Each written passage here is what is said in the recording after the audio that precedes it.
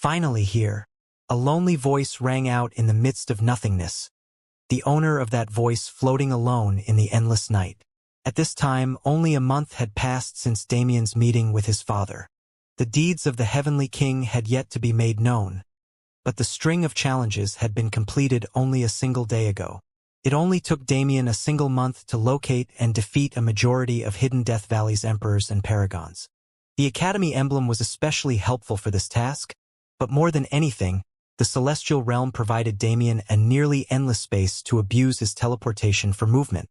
It was an extremely refreshing experience to travel millions of kilometers unrestrained, and this experience also led him to find other challengers at an extremely rapid pace. By the time the month ended and Damien finished beating up his peers, he'd already seen everything the Celestial Realm had to offer. So naturally, it was time to disappear. Damien had no idea just what kind of stir he'd cause in Hidden Death Valley after news of his feats leaked, but it was definitely a shame that he couldn't see it. In the 2 months before the progress examination came to its true end, he needed to establish himself in Heaven's army and prepare for what was to come next. The director owes me a few favors, so he should take care of the aftermath. But, damn, seeing Atticus' face at that time was great. If there was one match Damien enjoyed more than the rest, it was his battle with Atticus. As the two were friends to an extent, they fought for an entire day and night without rest, merely testing each other's skills and enjoying the battle rather than thirsting for blood. I didn't think anyone in Hidden Death Valley could challenge me anymore, but I guess there are hidden dragons and crouching tigers everywhere. Damien grinned. He couldn't help but anticipate their next meeting. But until then, I'm closing in on them. If I'm not mistaken, a large portion of Heaven's army is still in Throa's vicinity. If I head there, I should be able to find someone important enough to give me a position. Heaven's army did have a central headquarters, however, it was located in Hephaestus, the Dwarven domain. Hephaestus was the technological hub of the universe. Only in Hephaestus could one find teleportation arrays that could connect directly to any other part of the universe. For the sake of efficiency in the mobilization of troops and fortification of the headquarters defense, the Dwarven domain was the most obvious choice. Unfortunately, Hephaestus was on the complete opposite side of the universe from Eden. If Damien wanted to get there, even with his speed it'd take at least a few months. Therefore, I can only go for this much stupider yet somewhat more convenient method. Damien sighed to himself.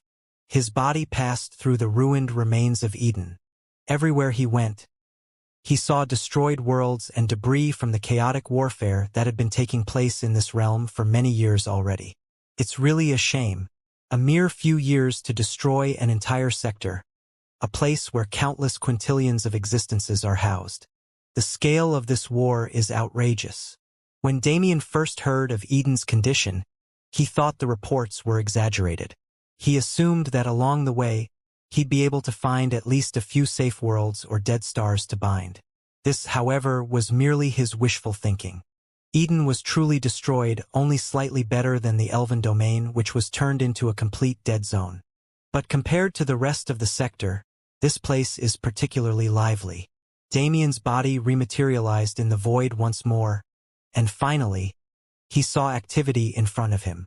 Countless starships and troops moved about through the starry sky. A plethora of temporary base camps had been formed on the remains of the surrounding planets. Among them, there were even a few celestial bodies that survived. Sensing the familiar fluctuation of world force, Damien smiled. He was glad that at least a few seeds could survive. As long as they existed, nothing would remain destroyed forever. Damien maneuvered through the ordered chaos uninhibited. Since Heaven's army was originally a coalition of forces, nobody doubted his identity. It wasn't rare to see strangers among the troops.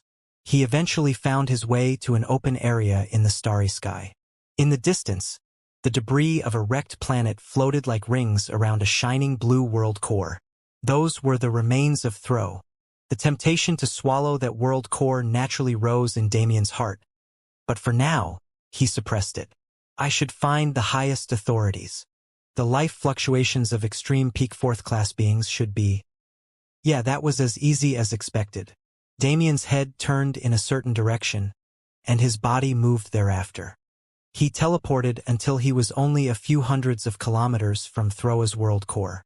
Here, two massive auras flared in the distance. Within a second, the owners of those auras arrived in front of Damien. This is a restricted area.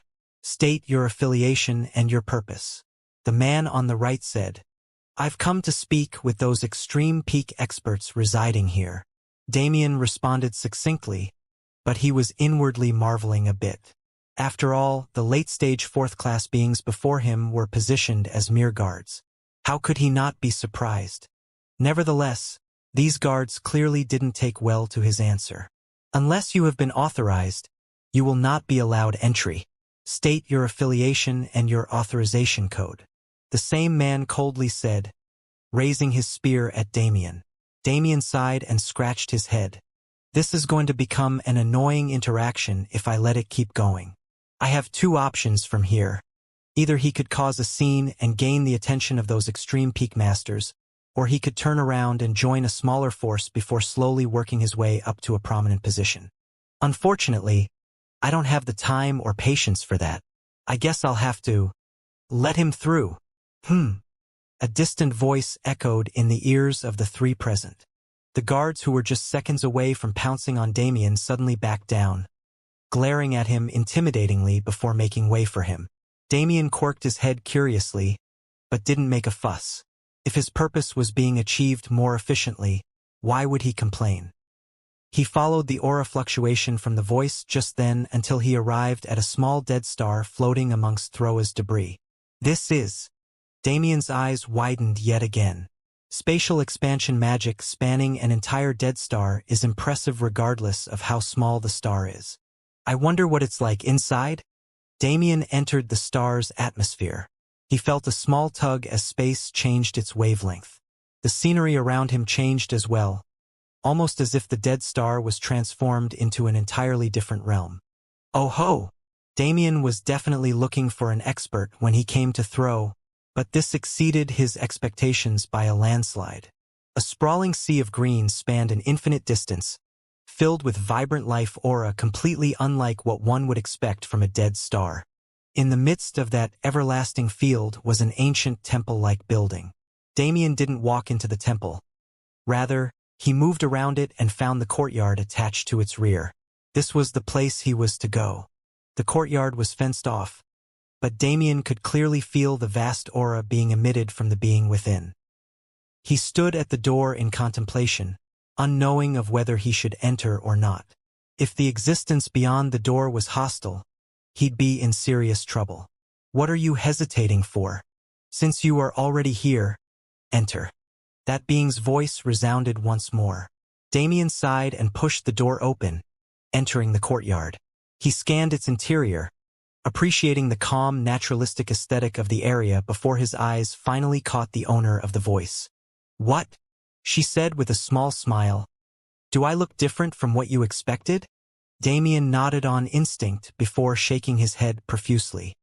Ha, ha, ha. What could your appearance possibly matter for? Oh? So that wasn't a look of bewilderment on your face earlier. I would never. The woman smiled and shook her head, dropping the matter. It wasn't surprising for him to react like he did. After all, everyone did the first time they met her. Despite the fact that she was an extreme peak fourth-class master, she looked no older than 12 or 13 years old. Don't mind my current state. It is but a consequence of using power beyond my abilities. My body will return to its normal state eventually, she stated. Anyway, if I'm not mistaken, you must be Damien Void, the most famous genius in the universe at the moment. For what reason have you come to see me? Damien's eyes sharpened. What makes you say that? There is no use pretending in front of me, boy. Spatial abilities are rare enough alone, but purple eyes that signify nobility are even rarer. You are more unique than you seem to realize. Damien frowned. He didn't know how valid her reasoning was, but it was true that he couldn't hide his identity from her.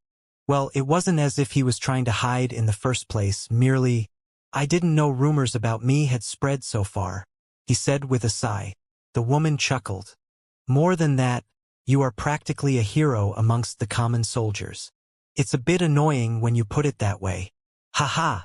How interesting. The woman smiled. It was a surprise seeing this man appear before her like this. But it wasn't a bad thing at all. Rather, she was quite interested in his reason for coming. A genius like him could go anywhere in the universe with his current reputation. By all measures, he should have been taking advantage of his status to climb the dimensional leaderboard. But instead, he came to the battlefield. If his reasoning was as she thought it was, "Boy, my name is Priscilla Adelaire. I am one of the high commanders of this army. If you have something to say to me, then say it now." This time, it was Damien's turn to be shocked. Adelaire. It wasn't strange for names to be repeated in a universe of this scale. There were probably millions of different Adele Aries without any connection to each other. This Priscilla was likely a case like this, with no relation to Rose at all, but if it turned out to not be the case, haha! If that happens, then my wife is destined for a free power-up. Damien shook off the nonsensical thought and replied to Priscilla's words. Since you know who I am, then it makes things much simpler. I am here to fight, it's as easy as that. I want to be put in a position where I can endlessly clash with the Nox. Priscilla's brow raised in curiosity. And your reasoning? Do I need any grand reason? I want to fight, kill, and become stronger. Isn't that the same motivation that every practitioner shares? Priscilla smiled. How interesting. She was extremely pleased that she noticed him before those other old ghosts could get their hands on him. He met her expectations and even exceeded them to an extent. To fight, kill, and grow stronger indeed. This is the most simple yet most powerful motivation one could possess. Saying that every practitioner had this motivation wasn't a lie, but Damien downplayed it heavily. Sure, every practitioner had the desire for strength, but not every practitioner was willing to devote themselves wholeheartedly to it. Damien wasn't like these people. Priscilla could clearly see it in his eyes. He's willing to die for it. It was evident based on his current actions. For the sake of strength, he was willing to throw himself into war, even though he could just as well use the dimensional leaderboard to slowly and safely grow. It was motivation to the extent of insanity, because for this type of person, death was merely a measure of their unworthiness. They were indifferent in front of it because if it happened, it was because they deserved it. They simply weren't strong enough. This type of motivation was the qualification of a genius, but also the reason that countless geniuses died before they could bloom into their strength. Nevertheless, who was Priscilla to crush the ambitions of a rising star? Rather, she wanted to push him forward and see how he could grow. After all, I'm considering him for the successor position of the demon-sealing pantheon. I should test his limits before making a decision. Shouldn't I? Priscilla's lips spread into a small grin. If you are intent on following this path, then I will not stop you. However, I do have a condition. I can put you at the forefront of every small scuffle and battle if that's what you wish, but you must travel with at least one companion at all times. And why is that? Why, there are multiple reasons. Firstly, do you think I'll let a wild card like you into the field without at least an observer on you? Secondly, you need a method to stay connected to Heaven's army. Geniuses like you tend to be lone wolves, so working with a squad will be difficult unless you have someone who can help you acclimate. Even setting these two reasons aside, there are many benefits to traveling with a companion. I will personally pick a companion that won't burden you. You can trust their skills. Damien furrowed his brows in thought. He didn't know why Priscilla was being so direct about the fact that she didn't trust him and wanted to observe him, but he did appreciate her transparency. Also, not everything she's saying is wrong. It's true that without Zara's existence and mediation, my relationship with the Stargazer squad probably wouldn't have improved in the slightest. He didn't like admitting that he was an edgy loner, but his past actions didn't let him run from the truth. I don't have any ulterior motives, so there's really no need to worry about an observer. As for techniques, I doubt anyone below the demigod level will be able to properly understand them without an explanation from me, so there won't be any problems there either. Besides personal discomfort, there were no visible cons to having a capable companion. Ha, fine, I'll accept your terms. but I better get some special treatment or something for letting you attempt to steal my secrets.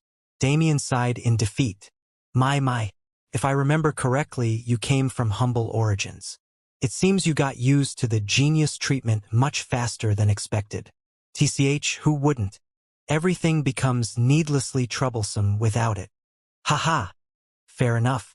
Priscilla conceded with a smile. Do not worry. You will receive treatment matching your strength. This is how Heaven's army has always operated. However, your benefits will come later. First, let's talk about where you will be deployed. Priscilla trailed off with a mysterious smile as she summoned an array of holographic windows between her and Damien. Tell me, are you interested in seeing the edge of existence? What a crazy woman. Damien sat in a provided accommodation and sighed to himself as he thought back to the previous conversation. He'd already finished finalizing the terms of his agreement with Priscilla, and she'd already chosen the perfect place for his deployment. Only, that woman's personality wasn't something Damien could handle. I should keep contact with her at a minimum. Damien rolled over in bed and flicked his finger through the air, summoning a holographic window. The edge of existence, Ian, to think such a place could exist. The so-called edge of existence was the border of the known universe. Beyond this land was the murky abyss that no practitioner had ever survived. What was curious about the edge of existence was that rather than a portion of space or even a collection of planets, it was a massive flatland made of unknown material. It was essentially a solid ring that encircled the universe. Even the width of this ring was countless millions of kilometers long. The length didn't even need to be mentioned. This massive battlefield was the true war zone against the Nox. It was the first line of defense that protected the universe from outside invasion. The existence of Ion only made the Nox's rapid conquest of two sectors even stranger. Then, does it really come down to traitors? Damien sighed. Considering the Nox's usual methods, there were bound to be traitors everywhere. Even within places like Hidden Death Valley or Heaven's Army. It's been a while since I've last dealt with traitors. After coming to the Divine Realm, I haven't encountered any at all. In fairness, a good portion of Damien's time in the Divine Realm had been spent on Death Emperor Star, where traitors were almost non-existent, but it was still strange that he didn't meet any on Calypto. When we reach a scale this big, there's no way the traitors will be split into individual groups like they were in the human domain. There's likely a greater organization formed by traitors that manages them. So far, Damien had heard nothing about such an organization, but he didn't doubt its existence at all. And if there was anywhere he'd find them, it would definitely be Ion. After all, what were traitors good for if not sneaking their allies through enemy lines? That Priscilla is making me wait here while she finds a companion for me. I should use this time to deepen my comprehension of life and death laws. After his conversation with Priscilla, Damien realized that it was impossible for him to abuse his spacetime abilities in Ion. His identity had become too well known after Calypto's incidents, and after people found out about his previous feat of dominating the dimensional leaderboard, the fervor surrounding his name only became fiercer. I'll use Ion as a stepping stone to train my samsara intent to perfection. Damien crossed his legs and began meditating. Unknowingly, 3 days passed before a knock on his door woke him. Sir Damien, the master has called for you, a maidservant said from beyond the door. Understood, Damien responded as he opened it. Take me to see her. The maidservant bowed and led him to Priscilla's courtyard. When Damien entered, he was almost suffocated by the latent aura filling the surroundings. Haha, come in. Excuse the suddenness of my invitation, but the others wish to see you as well. I hope you understand. Yeah, sure. Damien slowly calmed his blood and glanced at the multitude of figures filling the room. Right, there were over 15 characters in the room at the moment, all of them with the strength of extreme peak 4th class. So, who is everyone? Damien asked. Pwahahaha. He's just as crass as that kid said. An old man burst out in response. Kid, my name is Sterling Asterin, but you may know me better as the Fallen Star Holy Master. I've heard a lot about you from my little disciple. Damien's eyes widened. Atticus Master? Haha, right? But, Isn't the fallen star Holy Land led by a demigod? It's a mistake many people make, so I don't blame you. Our demigod ancestor doesn't interfere with the mundane world much, and all sect duties are relegated to me. On paper, he is the leader of the sect, but the holy master position belongs to me alone. I see. Damien nodded in understanding. It made sense if an illustrious demigod didn't want to deal with menial tasks. They likely had a long road of comprehension to embark on, so they focused on training more often than not. According to Revis' memory, Blood Azura Holy Land is led personally by the immortal Blood Azura. I guess it's different based on the demigod's personality. Damien concluded his thoughts and listened to the introductions of the rest of the present experts. As expected, each and every one of them held a position with at least the power of a Holy Land High Elder. These were Heaven's Army's High Commanders. It was a position that couldn't just be achieved through extreme peak 4th class strength, but also required dignity, wisdom, and leadership that was acknowledged by the common soldiers and higher-ups alike. And for some reason, they all lined up just to meet Damien. Damien awkwardly returned their greetings and participated in their sophistries for a period of time, inwardly lamenting the fact that he decided to come. It was only many hours later when the experts left Damien alone with Priscilla once more. Ha! Damien let out a tired sigh and plopped down on a nearby sofa. Acting so relaxed around me. Boy, don't you have respect for your seniors? Should I have respect for a senior who forced me to entertain that bullshit? Ha! I feel like dying and I haven't even left for the battlefield yet. You need the battlefield to feel alive. Don't make it sound so edgy. Damien rolled his eyes before turning to look at Priscilla. So have you found a companion yet? If you're saying that much yourself, you should be well aware of the depth of my desire. Priscilla smiled mysteriously. Worry not. I have already found a perfect companion for you. We are merely waiting for them to reach this place so I can send you to Ion together. Damien sighed in relief. If you're saying they're reliable, I'll trust you for now. But this itchy feeling is really pissing me off. I can already tell that you pulled some bullshit. Damien didn't know much about Priscilla, but Revis did. More accurately, Revis had a vague memory of the demon-sealing pantheon that Priscilla belonged to. It was a mysterious influence of which nobody knew the location or members. Only a single demon-sealing pantheon member would come to light in every generation, leading the universe in the war effort with their techniques made specially to restrict and kill the Nox. Even if Priscilla herself was a fox, her position meant that she'd at least follow through when she needed to. Then, did you only summon me for that pseudo-banquet? Pseudo-banquet is a bit too posh of a description, but indeed, that and to tell you that your companion is en route. Since both matters have already been covered, I have nothing left to say. Then I'll be taking my leave, Damien said as he stood up. Leaving so early? I don't want to spend a single extra minute around someone as conniving as you. How rude.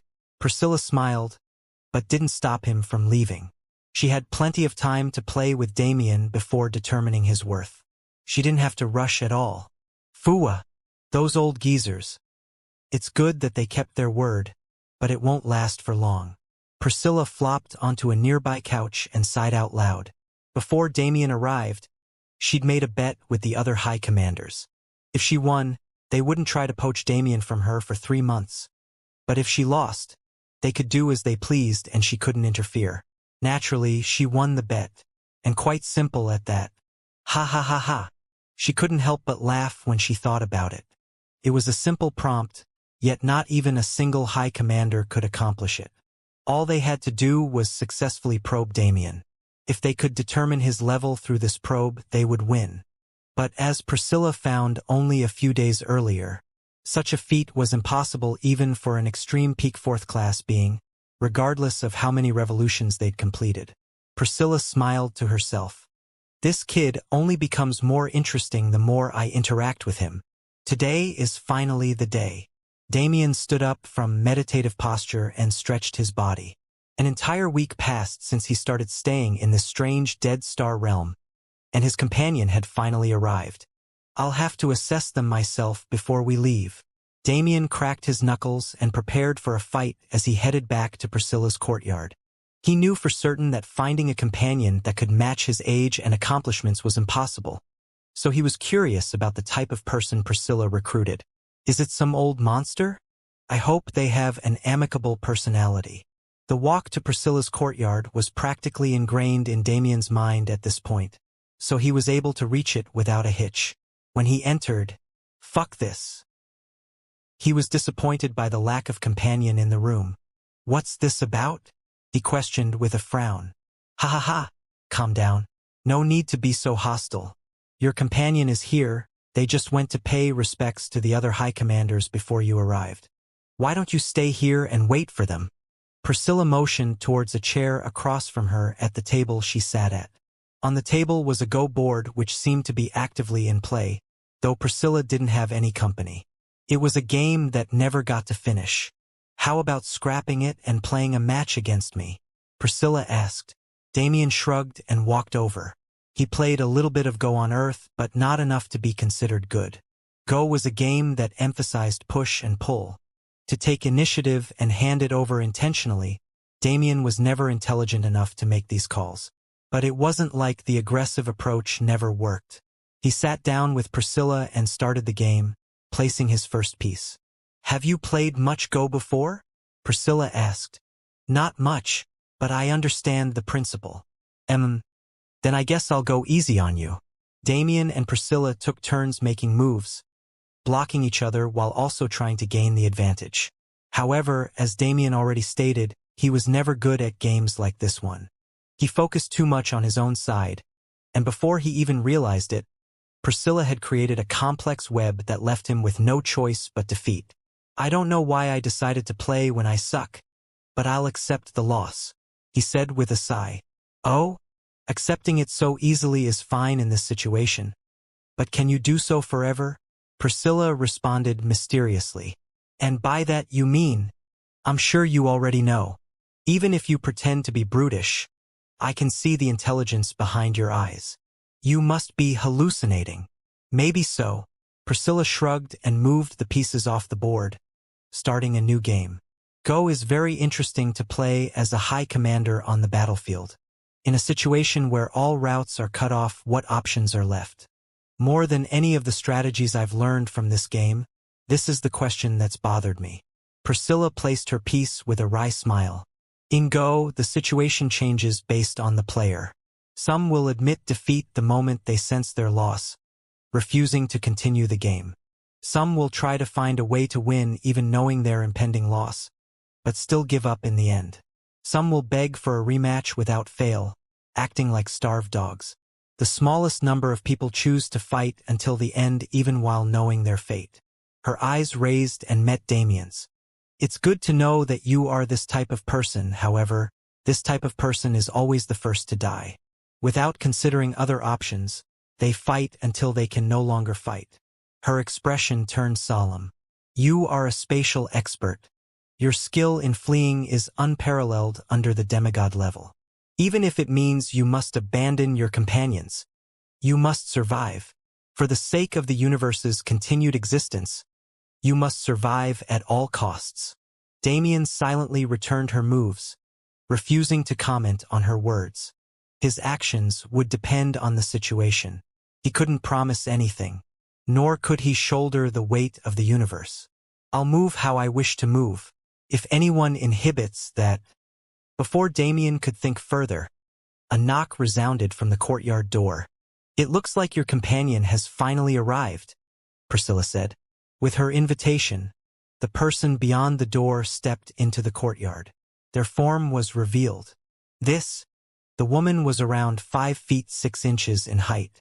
Her hair was medium length and so dark it almost looked black, but the way it glinted with deep blue in the sunlight made it evident that it barely wasn't. She had green eyes that reminded Damien of the endless abundance of life, and her overall stature was so composed that she almost blended in with nature. "Greetings, Senior. I have come as ordered." The woman bowed to Priscilla as she spoke, refusing to move from the doorway. Come sit. This is Damien, the man you'll be accompanying for the foreseeable future." The woman walked over to the table and bowed towards Damien. "Shiman Wuhan greets young Master Damien." Well met, Damien muttered offhandedly. Her level is… Boy, don't focus too much on Wuhan's level. If you do, you're sure to regret it. Priscilla interrupted him before he could come to any conclusions. If you want to talk about raw power, Wuhan definitely can't match you, but in terms of combat effectiveness, show him. Shiman Wuhan nodded and faced Damien. Please excuse my rudeness. She formed a set of seals with her hand, and immediately, the laws of heaven and earth shifted. Oh ho! Damien whistled inwardly, impressed. Surrounding him currently was a powerful array that Damien didn't know the identity of. From what he could tell, it both restrained the enemy and sapped their mana to slowly weaken and kill them. This array isn't bad. It can be deployed instantly, and it has enough power to affect anyone under late-stage 4th class. If it's a large-scale battle, this ability could completely reverse the situation. Damien commented. However, is this it? Shiman Wuhan was near the peak of mid-stage 4th class, so her having this level of ability wasn't surprising.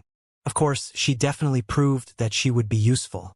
Only, Damien didn't need someone who could only show their use in specific situations. He was a bit disappointed in what she'd shown so far. I apologize, young master. I will not hold back any longer, Shiman Wuhan said without a change of expression. Her hand seals changed, and the laws of heaven and earth changed along with them. The nature of the array completely reversed. Damien felt an unknown strength filling his body. His mana became denser, and he even felt an improvement in his comprehension ability. His entire being had been elevated as if he jumped 20 or 30 levels in an instant. Priscilla smiled at his bewilderment.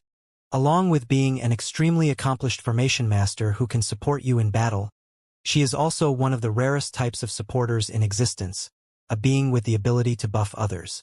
Damien's eyes sharpened.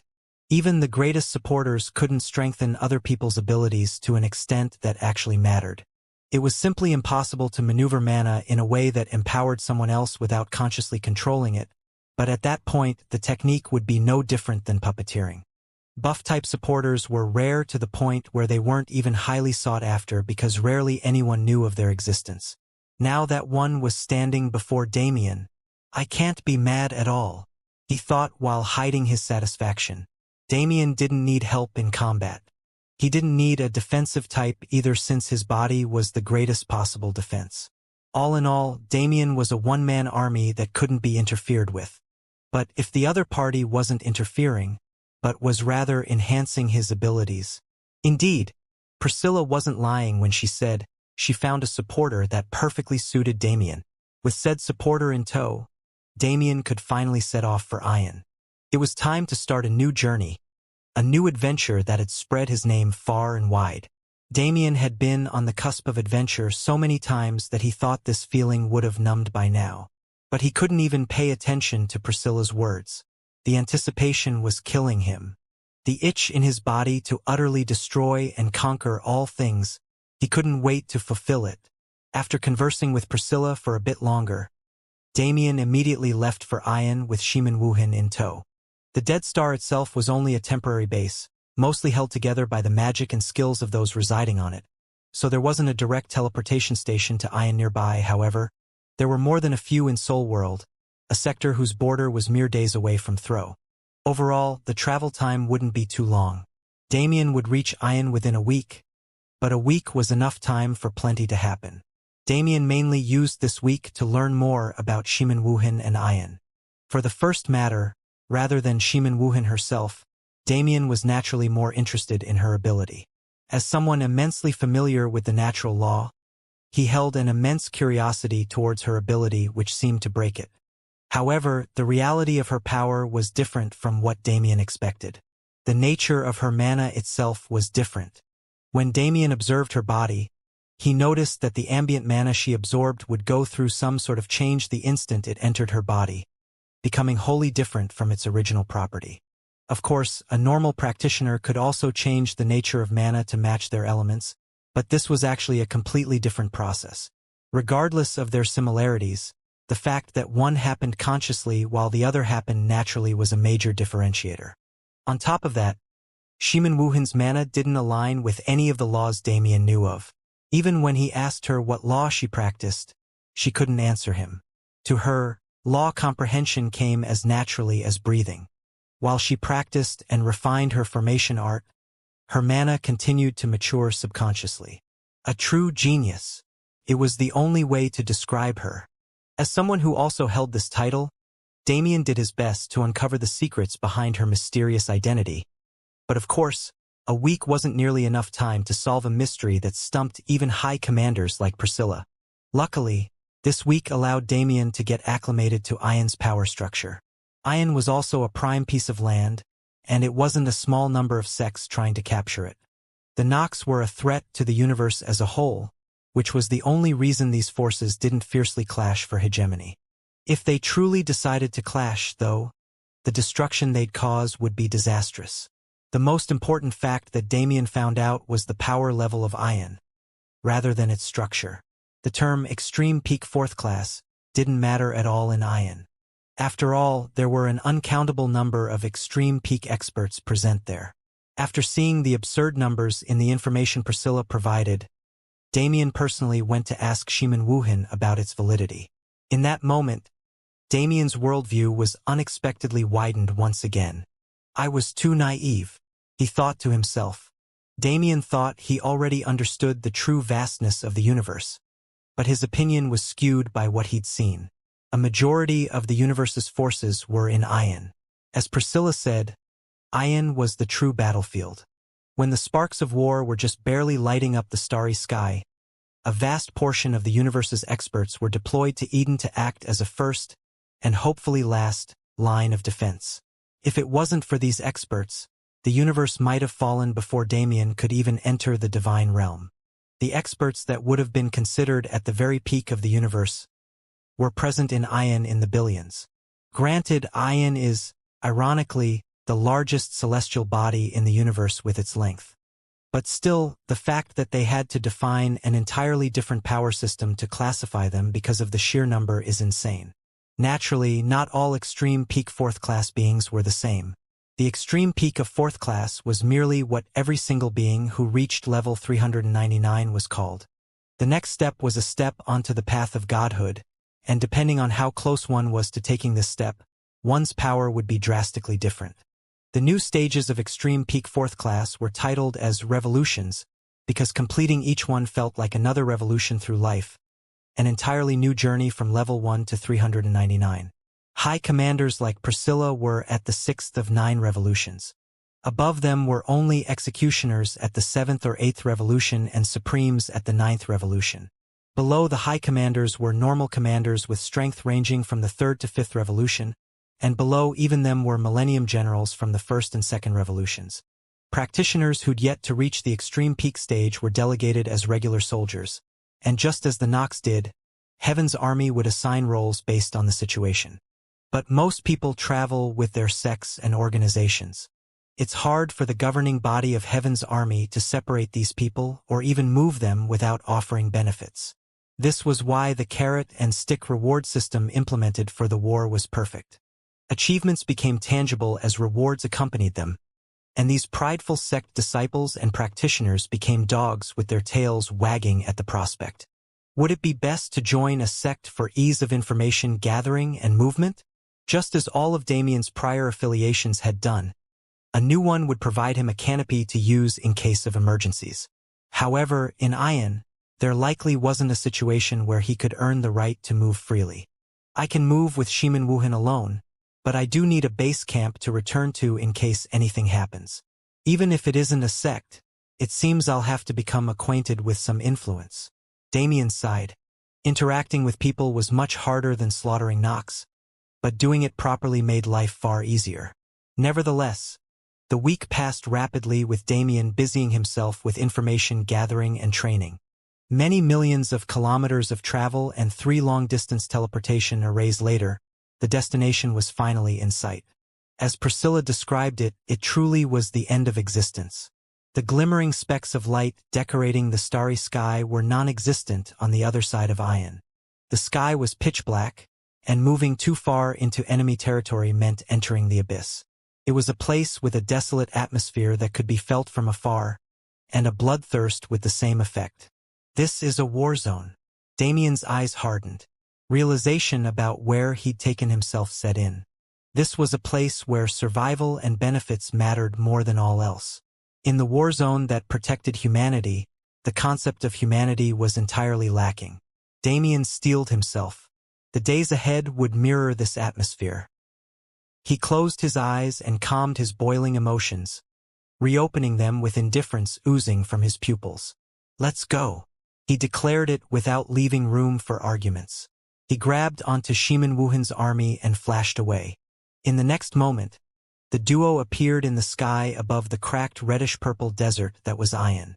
Damien deeply breathed in the blood-soaked air, and a spark of reddish-black mana flashed across his pupils. Of the influences making up Heaven's Army's forces in Ion, there were a few powerful options that Damien could join for his plans. There were two types of influences at the edge of existence. The first was more traditional. These influences were tight-knit and loyal groups who stuck together regardless of the cost. The disciples of these influences tended to have a great deal of pride in their affiliations and would do anything they could for said affiliation's survival. The second type was far more unorthodox. These influences were massive in scale, having operations spanning the entire universal road that made up the edge of existence. On such a scale, it was impossible to mimic the traditions and bonds of orthodox sects. These influences took a more mercenary-like approach with their disciples, but maintained a base level of tradition that made it hard to classify them as mercenary organizations. Of these, Damien would of course rather join the latter. Even if his freedom would still be restricted, he'd be able to act independently with much more ease within a looser power structure. Considering this, along with distance and time constraints, Damien narrowed his options down to 3 organizations with branches nearby where he and Shimin Wuhan arrived: Iron Fortress, Hope Organization, and Sanctuary. I have to say I'm a bit partial towards the last one due to the name, but I still have to figure out which one matches my ideals best before making a decision. As he'd learned before, regardless of their loose structure, these influences had their own doctrines. Their tendencies were partially reflected in their names, but that wasn't enough to judge them. Otherwise, Damien would have long taken the Hope Organization off his list. They're all in different directions, which is inconvenient, but at least I can observe the general atmosphere of this place while I travel. With Ion's gargantuan size, every few 100 million kilometers signified a different domain with a different atmosphere. Since Damien entered from Soul World, he was in a section of Ion called the Blood-Drenched Wilderness. This area is well known for its beast population. It's said that millions of corrupted beasts and lesser Nox roam these lands. Hopefully, the number of higher Nox doesn't disappoint either. Damien and Shimin Wuhan moved with efficiency since the latter didn't complain about spatial travel at all. Within a few minutes, they'd made it to the Hope Organization branch, the closest of the 3 to their location. Yeah, I should have just crossed it off at the beginning. It wasn't bad when he first walked in. The building was structured similarly to the Adventurers Guild branches on a Pyrrhon, so Damien actually had high hopes. But, show mercy to your enemies is one of their golden rules? Ha! This rule only applied to non-Nox and/or Nox-affiliated enemies, but Damien couldn't accept it regardless. Even a single act of mercy can come back to bite you later. The only reason they can enforce a policy like that is because they're supported by a high commander. Damien shook his head. Of Iron Fortress and Sanctuary, neither immediately made Damien want to reject. His partiality to Sanctuary definitely came into play when he went to make a decision on where to go next. However, rumble. The ground quaked. Damien's eyes narrowed. It's coming from over there. Damien grabbed Shimin Wuhan and teleported to the source of the tremors, hiding their bodies with one with dimension once they arrived. As expected, it's a battle. Damien spread his awareness and watched the battle in great detail. From what he could see, there was a multitude of forces present. Among them, the 3, or rather 2, he was contemplating joining. I should stay back for now and observe them. The results of this battle can help me make my decision. The enemy was a Nox force consisting of many thousands of higher Nox and an exponentially larger number of minions. The number of third-class and below fighters on the battlefield was low, but the number of fourth classes made it negligible.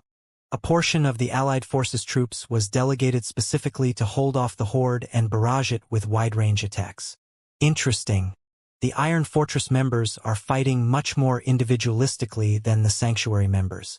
The former looks like an unorganized collection of mercenaries, while the latter looks like cooperation between a few different skilled squads.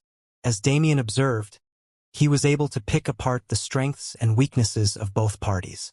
Iron Fortress was far better in terms of raw power, but their lack of cohesiveness brought their efficiency down by many points. In terms of moral character, the Sanctuary members seemed more willing to aid their allies than Iron Fortress members, though Damien didn't know whether this was a good or a bad thing. Even then, it becomes a deciding factor when comparing the two. It's the daddy issues driving me, isn't it? Damien joked inwardly. After meeting his father, he could finally accept the immense longing for family and belonging hidden deep in his heart. It always subconsciously influenced his decisions, but now that he was conscious of it, he didn't know how to feel. Whatever, everything is temporary anyway, but it's better to make friends. Who knows what kind of benefits I can reap from connections later on. Joining Celestial Star Palace allowed Damien to meet Tianyang and somehow earn the protection of a demigod. Even if all other examples were ignored, this alone was enough to justify Damien's desire to form bonds. But at the same time, I'll have to visit their guild branch before making a concrete decision. I really hope our interests align, but if they don't, our interests perfectly align. Damien sighed and smiled wryly when he read through Sanctuary's code. Other than basic human decency type rules, they didn't actually have many restrictions. A sanctuary for all, formed to create a sanctuary for all, It was a pretty convincing slogan, especially considering that it even had the ability to reel Damien in. He left the battlefield after observing for a few minutes and went straight to Sanctuary, expecting nothing but disappointment. What he received was the complete opposite. Despite the fact that they advised their members to form squads, they didn't force it. People who wanted to travel solo were also welcome, but they had to sign a different contract since their safety wasn't nearly as guaranteed. It's just a matter of resources. According to the contract, 40% of the resources I gather will be taken by the guild, but I'll be compensated with achievement points to use on Heaven's Army rewards. It isn't a bad trade, especially because I don't need resources for myself. There was no need for hesitation. Damien and Shimin Wuhan walked to the front desk of the Sanctuary branch and immediately joined the guild, signing the mana contract that bound them to it. Great, the receptionist lady said. Now that you've become official guild members, there are a few protocols you need to remember. After you've memorized them, you can go to the mission board and pick out some quests to take. As stated in the contract, you will be able to move at your own discretion. However, if the guild issues a summons, participation is mandatory. Failure to comply will break the contract terms, thus crippling you through the restriction.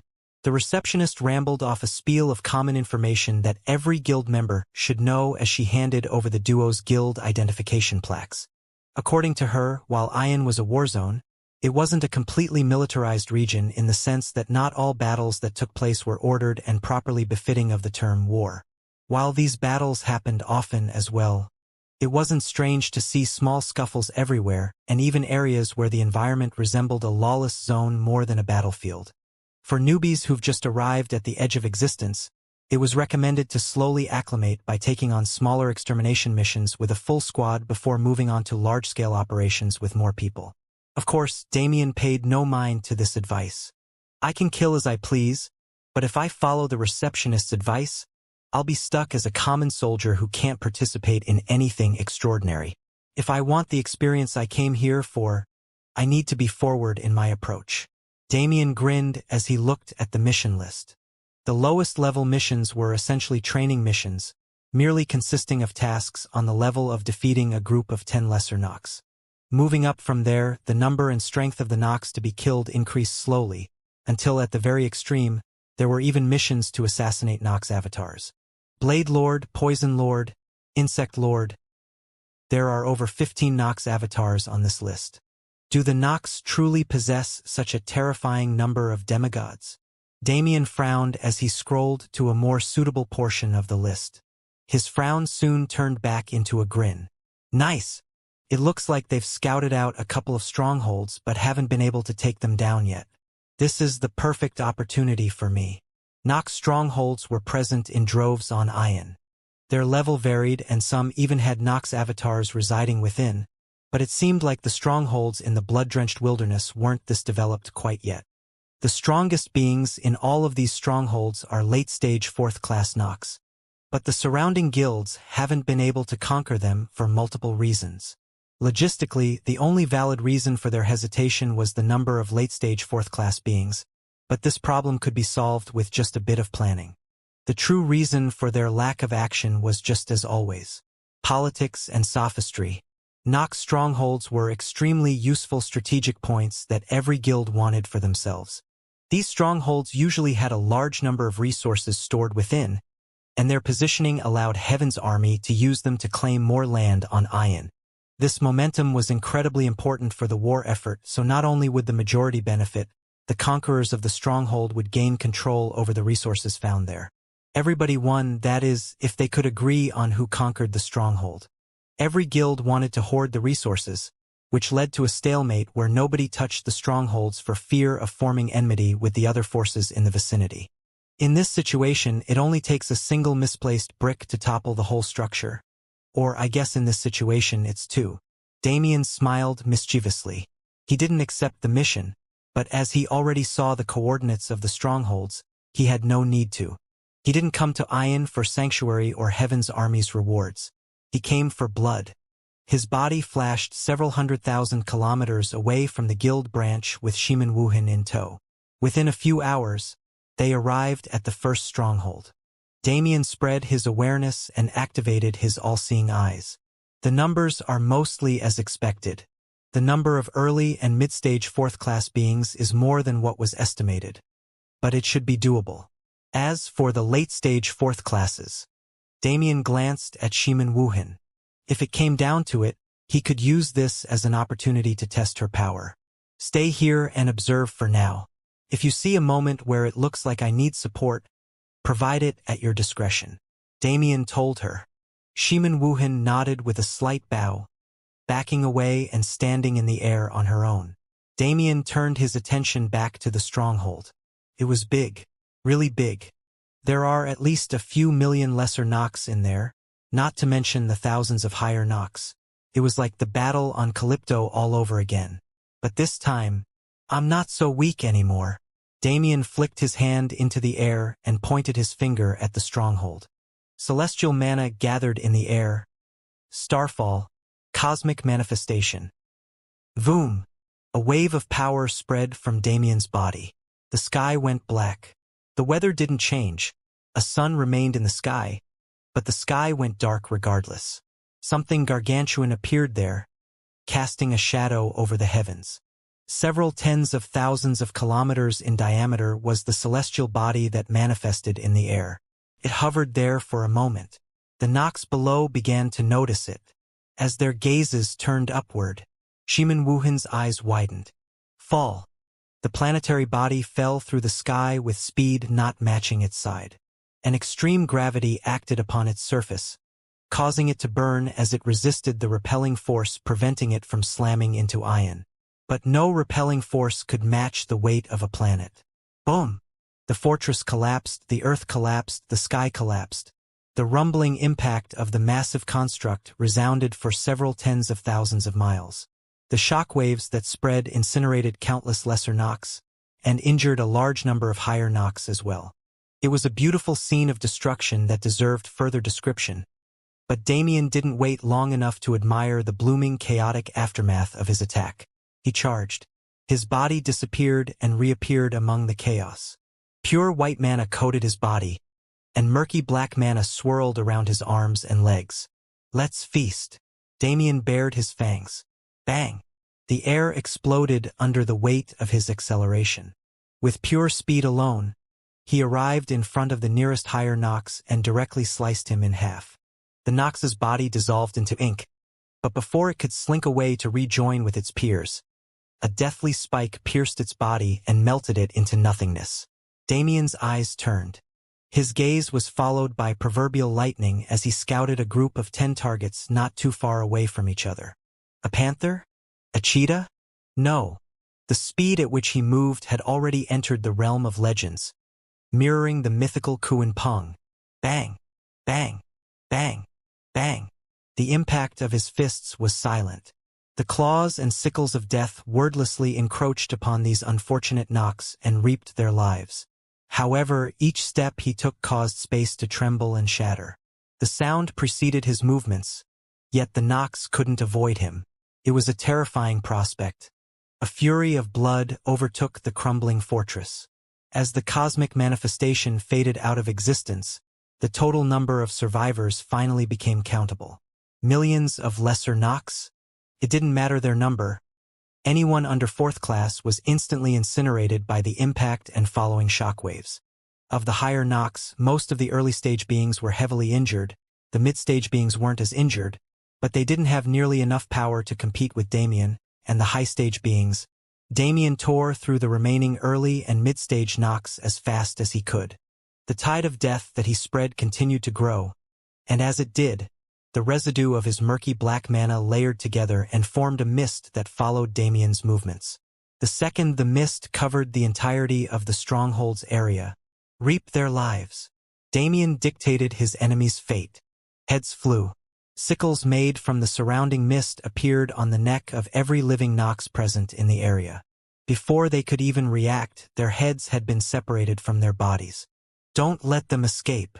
The mist pressed down against the earth, swallowing up the inky remains of the Nox and disallowing them from being reborn. The Nox didn't deserve rebirth, whether it was through their own convoluted method or the true cycle of samsara. I'll sentence the lot of you to purgatory. Damien's attention turned outward. There were still 10 left alive. 10 higher Nox for him to kill. It's only 10 here, but it's in the hundreds in some of the other fortresses. I need the power to dominate them alone. Right now, kill, eat, evolve. His old slogan came back to prominence. A savage grin spread across Damien's face. Ha ha ha ha. Come. Show me why you should be feared. He recklessly threw his body forward and confronted the late-stage 4th-class Nox. A gentleman's challenge is single combat. Damien yelled raucously as he formed a set of seals with his hands. Dimensional Cage Variation 1. Suppression of all things. Countless separated dimensions clouded ion space. These dimensional cages were infinitely stacked on top of each other, forming Russian nesting dolls with thousands of layers. On top of that, the attack itself was supported by the breath of all things. It was specifically designed to control all things material. This? You fiend! Release me! A number of exclamations rang out when the 9 trapped late-stage 4th-class Nox understood their situations. Yet before they could even try to escape, Damien was long gone. You're the first, Damien stated to the last untrapped Nox. Contrary to what the others believed, Damien never disappeared. Rather, he dragged his first target into an alternate dimension so deeply woven into the fabric of space that it couldn't be recognized by anyone other than another expert. He and the last Nox were still very much in the vicinity of the rest. You are a strong human, but you are not strong enough to defeat me, the higher Nox said. Damien smirked. Don't talk, act. He flashed forward and slashed out, using his hand as a blade aimed to decapitate the enemy. The higher Nox quickly dodged to the side before he was hit, but just as he turned to regain his balance, bang, bang, bang, black mana bullets exploded all around his body, scattering death energy that tried to enter his system and corrode him. Ha! You cannot beat me with my own trick, the higher Nox exclaimed mockingly. He mobilized his own corrosive mana, quickly dissolving Damien's. Who said I was going to use your trick? Damien's voice sounded from behind the higher Nox. He felt cold metal on his head. Bang! Bang! A bullet fired, filled with pure white light that contrasted the previous black bullets. The bullet submerged into the higher Nox's head like a powerless light ball and disappeared. The higher Nox immediately flared his aura and got away from Damien, warily raising his defense. Strong human, do not underestimate me. The Nox began dancing. His form was ferocious and warlike, completely belligerent unlike the usual graceful dance postures one expected to see. His every move summoned a tide of mana, a tide that only became exponentially greater with every step he took. Face my wrath. The higher Nox's roar was the key. The attack he'd been building was released, forming a massive saucer of disgusting black mana that swirled in the air. Come, kill this fool for me. Upon the Nox's command, the saucer spun even faster and blobs of inky black mana dropped from its surface, landing on the floor and deforming into strange creatures. Cree. Their cries were cacophonous, almost breaking Damien's ears as he retreated. Is this demonic providence? The strange creatures weren't Nox, nor were they mere mana constructs. Damien had no idea their identity, but he could confirm that they were true independent life forms that unhesitantly obeyed the higher Nox's commands. Let's test this out a bit. Damien charged into the fray once more. With Hell in one hand and Freya in the other, one representing death and the other life, he was judge, jury, and executioner on the battlefield. He was the true adjudicator of fate. Using the twin moons as well as his close combat skills, Damien went into battle with the strange creatures. As he did so, he carefully observed their patterns and strength. How fun. These are like game mobs with set patterns and sequences, but their power isn't a joke. If I get hit by their attacks, my body will definitely be broken. Crack. Oops. Damien smiled wryly as his ribs shattered. A frog-like creature slammed its head into him, but instead of being fleshy like a toad, it was like a cement gargoyle slammed into Damien's body. Damien shook slightly as his healing factor kicked in. Without hesitation, he charged back into the field. Against a group, this providence would be incredibly useful. Not only are there tank types like that frog, there are even long-range damage dealers and even attackers with specialized skills. It's like a miniature army of gremlins. Damien smiled as he became more interested in the strange ability. At that moment, did you forget about me? Not if you announce your presence like that. Bang. Crack. Damien turned around and slammed his fist upward, directly shattering the higher Nox's ribs. As the man went flying across the space, Damien flashed and appeared above him. Let's increase the gravity a bit. Boom. Space shattered. Damien descended with the weight of a meteor, picking up speed until his feet collided with the higher Nox's flying body and slammed the man into the ground below. Boom! 2 consecutive explosions and the multitude of cracking and squelching sounds that came from the higher Nox's body were enough to understand the damage that had been done. I do want to play with you for a bit longer, but your friends will escape if I delay too much. Unfortunately, you'll have to go. This first higher Nox had solid skill, but was completely unsuited for fighting Damien. His army was powerful, but how could they do any lasting damage to someone who could heal nearly instantaneously? Now that I think about it, aren't extreme peak 4th class masters the only ones who can kill me? Damien smiled slightly. It was an ironic situation where his strength was only enough to compete with late-stage beings, but his vitality could put him among the experts. I shouldn't get too careless. Regardless of how heaven-defying transcendent regeneration is, it isn't omnipotent. It's failed before and it can fail again. Damien reaffirmed his cautiousness as he slammed his foot down on the higher Nox's head. A dark cloud of void mana consumed the body thereafter. Damien frowned as he felt the changes in his body. It's a shame. It doesn't look like I can inherit demonic providences. It might also be a situation where I just need to devour more before it happens. The only way to find out was to fight. Damien snapped his finger and summoned the next higher Nox into the separate dimension. It was possible since the dimension itself was connected to the dimensional cages he made prior. The grin alighting his face was wider than ever. Now then, show me what you can do. The second higher Nox's demonic providence gave his mana the property of lightning. The third higher Nox gained the ability to add vibration to his mana and increase its penetrative power. The fourth could use flames of hell, black and corrosive, inextinguishable by most means. Each demonic providence was different, and the skill with which each higher Nox handled their providence also differed. Unlike the first higher Nox who couldn't properly show the power of his summon army, Each consecutive opponent showed Damien more skill and more technique, completely different from the Nox he'd fought before. However, no matter what they did, their power could never match Sebastian's. That butler's fist skills were probably a demonic providence. If it wasn't for the circumstances and my sudden enlightenment on life and death, I would have been pummeled to death from the beginning. Damien got extremely lucky in his battle with Sebastian and won in the end, but luck wasn't a skill. Luck wasn't something that could be controlled. So why would Damien bank on luck? He'd rather increase his skill so the same situation never took place again. "You're the last one," he said through heavy breaths. 9 late-stage higher Nox had been defeated so far, and Damien's level had seen a solid increase. Now that he was facing his final opponent, it would be a lie to say he wasn't somewhat exhausted.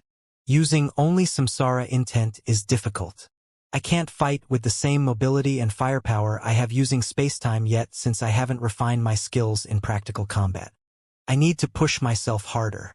Since there weren't any observers around, Damien cheated slightly by using his spatial advantages to compensate for his weaknesses, but that could be done no more.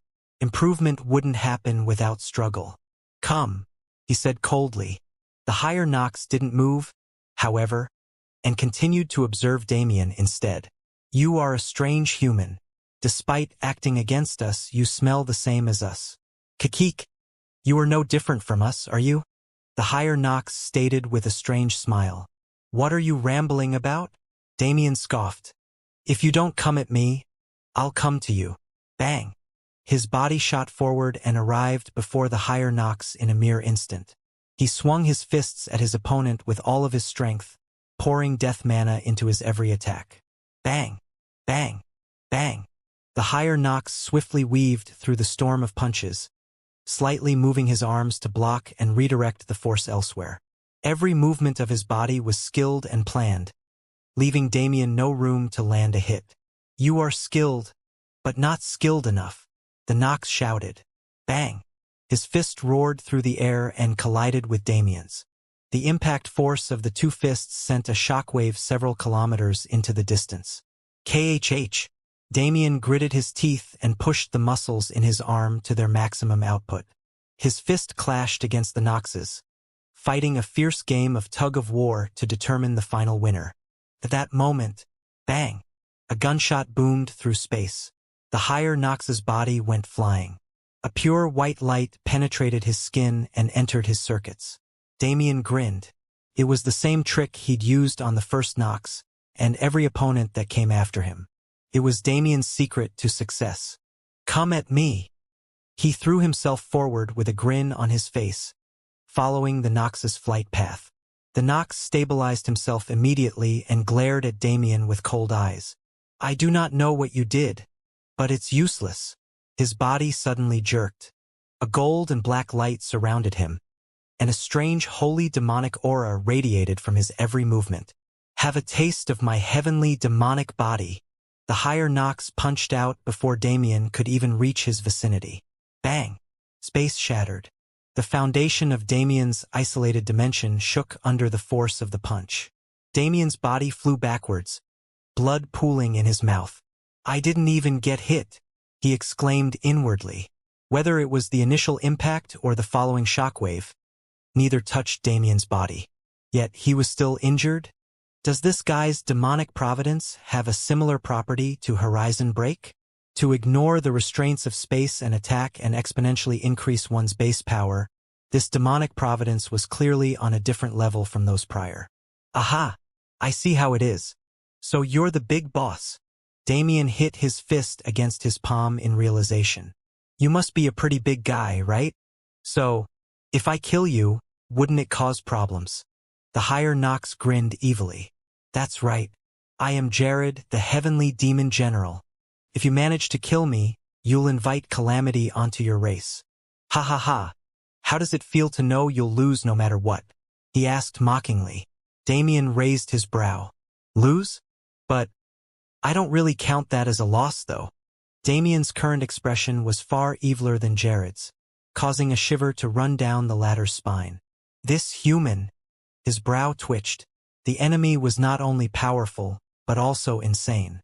In that case, death is your only option. Ha ha ha. Let's see if death can truly claim me. Damien arrived before the higher Nox in an instant and punched out. Fuck your heavenly demon body. Jared is a stupid name. Bang. Bang. Bang. Bang. Damien immediately entered close combat with the enemy. His fists struck out like lightning, aiming at his opponent's every weak spot. However, he was currently facing someone who outstripped him in physical strength. Crack! The shattering of Damien's wrists and hand bones was so loud and visceral that both fighters cringed, but neither stopped their movements. Damien's arm moved rapidly to block Jared's punch, shattering in the process. In the time it took for that movement to be executed, Damien was already swinging his shattered fist again. And by the time the fist reached Jared's body, it was already healed. Boom! A death mana-laced blow invaded Jared's defense and shot him into the distance. The latent mana of the blow invaded his system and began corrupting his mana system. Humph! This puny corrosion. Jared moved his own mana to repel Damien's invading mana. But the moment he checked his internals, his ashen gray face turned pale white. This? What? Damien grinned. Is it already starting to take effect? What did you do to me? Jared roared. Damien's grin widened. Unexpectedly, the process worked faster than it did on any of the previous Nox. Hey Jared, does your heavenly demon body perhaps draw out vitality in exchange for power? He asked. The higher Nox backed away, spouting nonsense. The nuances of my techniques cannot be comprehended by a mere human. Aha, so it really was like that. In that case, aren't you just killing yourself? Perhaps in a normal situation, this not-so-intimidating man named Jared could use other means to supplement his lost vitality, so it didn't affect his battle capacity. But what if something within him was actively sucking away his vitality? What if he was fighting against an opponent who comprehended the laws of life and death? Wasn't using a skill that doubled the rate at which his vitality drained just asking for death? The battle lost its excitement after Damien's plan was set into motion. The vitality-sucking life bullet put Jared in a situation where, as long as the battle was prolonged, his defeat was inevitable. And what was Damien if not an infinite killing machine? His mana endlessly replenished from the ambient mana in the surroundings, at a rate far faster than any normal fourth class could achieve. This mana supplemented his recovery and allowed his body to heal nigh instantly. Infinite body and infinite mana, the concepts that Damien was partially embodying were both terrifying. If he could truly raise himself to that level, and bring his mind to the same level, I might become unparalleled. Damien threw his fist out and summoned Hell and Freya. The two guns blasted without pause, filling the entire isolated dimension with deathly mana. Explosions of death mana caused withering, and concentrated bursts of it caused corrosion. These two concepts together made it impossible for Jared's body to remain unaffected, especially since every hit he took accelerated the rate at which his vitality was sucked. This was the true trap Damien laid with life and death mana. It was the temporary solution he'd envisioned to fight until he could use his techniques more intricately. In short, he drained the enemy until they were dry, regardless of how long it took. Eventually, even Jared's heavenly demon body couldn't hold on. The black and gold light weakened and fizzled out, and the effect of Damien's attacks on Jared's body heightened to an extreme degree. Ha! Damien threw another punch, but something was different about this one. The death mana around his fist swirled like a cyclone. In the midst of the strange wind cannon shape was a chaotic ball of life mana that seemed ready to burst at any moment. Purgatory Cannon, a variation of 7 stars encircling the moon using samsara intent. The life mana in the center of the cyclone was a bomb. The second it came in contact with the repelling force of death mana and the natural flow that it created, boom! White and black light blinded all vision. The isolated dimension shook and started collapsing. As for Jared, half of the higher Nox's body had been blown away by the attack. Ha ha! The man stood clutching the half of his chest he had left. Beads of sweat dripped down his brow, mixing with the blood staining his body to create a visceral picture. You cannot kill me. Jared roared. His eyes turned red. His body began to transform, mutating into something terrifying. Xing. Yeah, how about no? A sword pierced the higher Nox's forehead. The transformation fell apart before it could finish. Devour. Damien swallowed his enemy's body with no other thought in mind. Transformation skills are really a double-edged sword. Even the demon dragon form was impossible to use in real combat nowadays unless it was activated beforehand. The time needed to transform might have only been a few milliseconds, but too much could happen in this time frame when fourth-class beings were concerned. For instance, death. Jared's memories flowed into Damien's head, broken into incoherent fragments that mirrored the falling spatial fragments formed by the collapsing isolated dimension. Damien flashed away, reappearing in reality. It was easier than expected, but it definitely wasn't easy. If he was alone, it would have been impossible. Damien appeared next to Shimin Wuhan and nodded his head. Good work. It was my pleasure. I, unfortunately, could not aid the young master in battle, so I had to make myself useful otherwise. Damien smiled wryly. He tried to get her to stop calling him young master, but she refused. But it was true that her innovative thinking helped Damien win this battle. It took roughly 3 hours to kill the higher Nox one at a time, and the only reason he was able to properly separate them was because of Shimin Wuhan's help. If she didn't use her ability to enhance the strength of Damien's dimensional cages, even with the enhancements he made to the ability, he couldn't trap 10 late-stage fourth classes and still have the peace of mind to battle for 3 hours straight. As expected, bringing her along was a good idea. It's time for us to go. Things should get spicier in the coming days. So for now, let's sit back and wait for the results. He said out loud. Taking Shimin Wuhan along, he returned to the Sanctuary Guild branch. In his wake was only a destroyed fortress. The destruction spanned tens of thousands of miles, and the only reason it wasn't worse was because Damien took the battle into an isolated dimension before fighting the strongest enemies. Nevertheless, the scene couldn't stay isolated for long. The routine patrols around the surrounding Nox strongholds noticed the complete disappearance of one relatively soon. On the same day it was destroyed, a punitive force was sent from Iron Fortress, Hope Organization, and Sanctuary to investigate the scene. The atmosphere was intense as the branch managers of the 3 guilds sat across from each other at a table. We have been holding off on stronghold subjugation due to an unspoken agreement between our forces, but I never expected someone would be brazen enough to destroy a stronghold entirely. This is a slap to our faces. A man growled. He had light blonde hair and a body optimized for combat. He wore thick knight armor and carried a double-edged sword on his waist, signifying his occupation. This man was the branch manager of Hope Organization's blood-drenched wilderness branch, Gene Brightman. Sitting opposed to him was a large man and an icy beauty. The man was truly an iron fortress in human form, named Gerald. As for the woman, she was mysterious and didn't speak much. But her identity as the Sanctuary Guild's branch manager couldn't be doubted. Her name was Rilius Derhaven. The minimum requirement to become a branch manager was to be a Millennium General, but it was speculated that her power was even above this realm. There is nothing to say. Our sanctuary was not involved in this case, and will contribute to the search for the perpetrator. Iron Fortress as well. We will not let those who slight us live. The two voiced their agreement with Gene, however. The man himself wasn't happy. He gritted his teeth in frustration. There is nobody other than the 3 of us who can waste a stronghold thoroughly and quietly. It certainly wasn't me, so it must be one of them. This wasn't a train of thought unique to him. In fact, the other 2 branch managers were thinking the exact same thing. While they remained amicable on the surface, a storm was brewing between them. Someone destroyed a stronghold. Not just conquering, but total annihilation.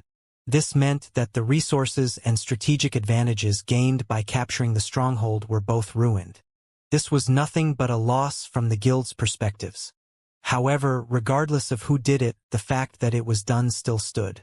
There were 2 more Nox strongholds in the vicinity of the 3 guilds. Before these strongholds could be destroyed or captured by the force who decided to move, the others needed to move first. Proverbial sparks flew through the air. The war that had been stalled for so long due to personal interests was finally getting back on track. All because of the actions of a man who hadn't even been in Ion for an entire day yet.